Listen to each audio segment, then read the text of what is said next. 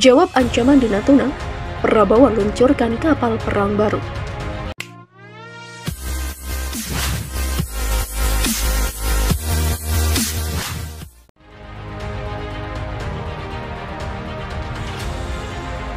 Seolah menjawab ketegangan di Laut Natuna, Menteri Pertahanan Prabowo Subianto didampingi Panglima TNI Jenderal Andika Perkasa, Panglima TNI dan KSAL meluncurkan kapal perang tipe cepat rudal atau KCR 60 meter kelima bikinan PT PAL Indonesia Persero Surabaya pada Minggu 5 Desember.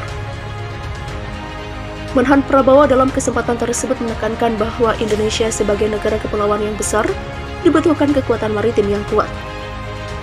Hal itu juga termaktub dalam pembukaan UUD 1945, menyatakan bahwa tujuan pemerintah RI adalah melindungi segenap bangsa dan seluruh tumpah darah Indonesia. Oleh karena itu, aspek pertahanan tidak boleh diabaikan. Laut kita sangat luas, kita akan tambah kekuatan armada laut kita, dan yang ada akan kita perbaiki. Demikian kata Prabowo pada acara peluncuran di Surabaya pada Minggu. Prabowo menggarisbawahi bahwa Indonesia sebagai negara kepulauan adalah karunia sekaligus tantangan bagi kedaulatan dan keamanan bangsa. Oleh karenanya Presiden RI Joko Widodo menaruh perhatian sangat besar pada bidang pertahanan. Presiden sangat menaruh perhatian pada pertahanan kita yang kuat, kita harus kelola dengan sangat baik. Demikian ujarnya. Adapun kekuatan TNI, sambungnya, perlu ditopang oleh industri pertahanan dalam negeri sebab cita-cita besar bangsa adalah kuat di laut, udara, dan daratan sendiri. Peluncuran yang digelar di Ship Lift Divisi Kapal Perang PT PAL Surabaya, Jawa Timur tersebut turut dihadiri oleh Panglima TNI Jenderal TNI Andika Perkasa, Kepala Staf Angkatan Laut Laksmana TNI Yudo Margono, dan Direktur Utama PT PAL Kaharudin Jeno. Kapal KCR yang diluncurkan pada Minggu memiliki panjang 60 meter, lebar 8,10 meter. Kapal tersebut mampu mengakomodasi kru sebanyak 55 orang, memiliki berat 500 ton, dan dapat melaju dengan kecepatan maksimal 28 knot pada kondisi full load serta endurance 5 hari.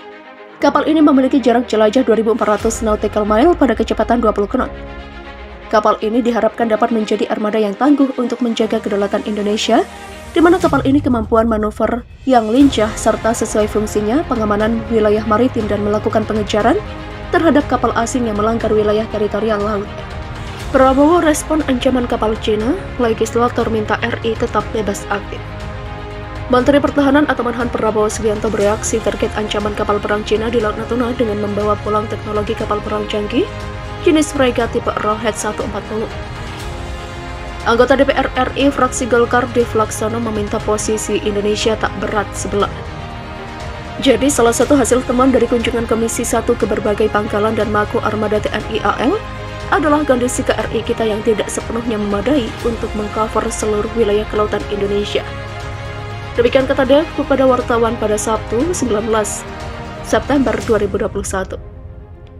Dev menilai butuh sinergitas dengan seluruh instansi yang berkaitan dengan laut agar bisa benar-benar melakukan pengawasan dan pengawalan akan kedaulatan wilayah laut NKRI. Selain itu, Dev mengingatkan agar Indonesia cermat dalam menempatkan posisi terkait Laut Natuna. Dan kita sebagai negara bebas aktif harus bisa membalance dalam hal kerjasama baik ekonomi, militer, ataupun hal lainnya dengan semua negara. Jangan sampai terlalu heavy ke satu pihak, demikian ujar Dev. Iya, akan tetapi harus juga kita perhatikan dengan detail, karena mengingat saat ini ada AUKUS yang bertujuan menghadang dominasi Cina, khususnya wilayah LCS. Demikian tambahnya.